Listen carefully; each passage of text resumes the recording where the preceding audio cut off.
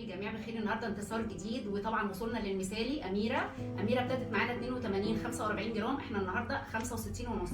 ابتدت معانا نسبه الدهون بتاعتنا 40، احنا النهارده 30. ابتدت نسبه الدهون الحشويه بتاعتها 9 ونص، احنا النهارده 4. يعني المثالي معانا 17 كيلو مع فرق 10 كيلو دهون عامه، مع ما شاء الله 5 كيلو ونص دهون حشويه. طبعا الموضوع فرق معاها جدا، فرق معاها في التغذيه، فرق معاها في الحياه الصحيه كلها. اتفضلي بقى قولي لنا فرق معاكي الموضوع في ايه يا اميره؟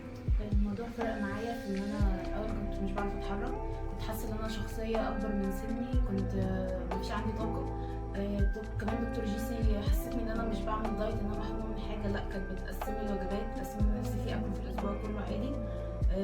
احتياجها طبعا، احتياجها يعني احنا بنقول ان الدايت مش حرمان، مش منع، لا احنا كنا بندخل كل العناصر الغذائيه بس الطريقه صح، وموظفينها معاها ومع حالتها الصحيه. وطبعا هي طالبه في الجامعه، فطبعا ليها تايم معين في الخروج وتايم في الرجوع، فلازم احنا نبقى حريصين على ده عشان ما تحصلش اي طبعا تفقد عضلات او تفقد صحه عامه. فكنا حريصين في كل دوت ان احنا ندخله لها في النظام الغذائي، وهي كانت فعلا ما شاء الله تبارك الرحمن عليها، كانت هايله وكانت منتظمه جدا. وهي المشكله اللي كان برضو عندها شويه عدم ثقه في النفس. فقولي لي بقى الموضوع دلوقتي اتحسن اكتر من الاول؟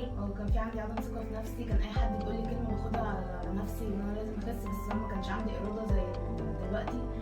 دلوقتي خلاص متقبله اي حد يقول لي اي حاجه، مش فارق معايا اي حد، برافو انا عليكي. عاجبني نفسي كده. صحيح. اي حد يقول لي الاول كان احلى، خلاص عندنا. يعني هي للاسف وهي مليانه كانت بتقول انت ازاي ما تخسيش، وبعد ما خسينا دلوقتي بتقول الاول كان احلى. فطبعا ده بيدينا نقول انه مهما تعمل مش هترضي اللي قدامك او مش هترضي الناس، اهم حاجه ترضي نفسك، لان انت نفسك اهم حاجه. واحنا بنلعب على دوت الثقه بالنفس، وان انت تبقي راضيه عن نفسك في كل شيء. وطبعا مع كل دوت عايشه حياه صحيه وسليمه، خلاص عرفت احتياجها اللي هي بتحتاجه يوميا ايه. وطبعا ما شاء الله احنا ثبتنا تبارك الرحمن عليها، عايزاها تحافظ على دوت، وعايزه ادي بادره امل لناس كتير جدا جدا ما بتهتمش بالحياه الصحيه وعايشه في الدنيا كده من غير اي اهداف. لا، حط هدفك قدامك وهتقدر توصل ليه. واميره من الناس اللي احنا بنقول ان توصل لهدفك بكل سهوله. معانا الحمد لله ابطال كتير جدا، في منهم اللي بيقدر يصور وفي منهم اللي بيبقى قوي ويقدر يصور زي اميره عشان يدي دفعه امل وبديره امل لغيره. انا عايزه كل حد النهارده يشوف الفيديو وياخدها طالبه في الجامعه، يعني مش فارق معاها اي شيء، لا حد بيقول لها مثلا انت حلوه، ولا هي بتعمل ده عشان خاطر زوج او شريك او اي حاجه، لا هي بتعمل ده عشان نفسها. ونفسك اهم حاجه، اهم من اي حد، لان لو رضيت نفسك هتقدر ترضي كل الناس اللي حواليك. انا مبسوطه بيكي وعايزاكي تكملي، ودي حاجه بسيطه جدا تقديرا لمجهودك. وانا اخترت النهارده هديتك تبقى مج ليه؟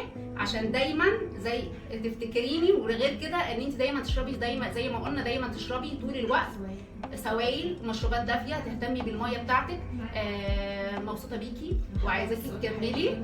مبسوطه جدا اتعرفت على حضرتك، وكمان حضرتك بتديني امل كل مره، سواء نزلت فرق بسيط عن البنات تقولي لا ده رقم مالناش دعوه بيه، برافو عليكي. انت قدامي ايه، فباخد امل. خارجه عندي حاجه ببقى داخله مثلا خايفه، الحمد لله باخد حاجه ثانيه. احنا دايما بنقول يا جماعه انه التغذيه اسلوب حياه، والميزان ده رقم ما هو الا مؤشر بيقول لنا احنا ماشيين ازاي او مش ماشيين ازاي. بس في النهايه طبعا الشيب مختلف والشكل مختلف تماما، والحياه الصحيه وكل حاجه مختلفه، وده اللي بيهمني دايما في كل حد بيجي لي. مبسوطه بيكي وعايزاكي تكملي. تمام. طبعا بعد ربنا حساب حضرتك. ربنا يخليكي حبيبتي، ودمتم دايما اصحاء. شكرا.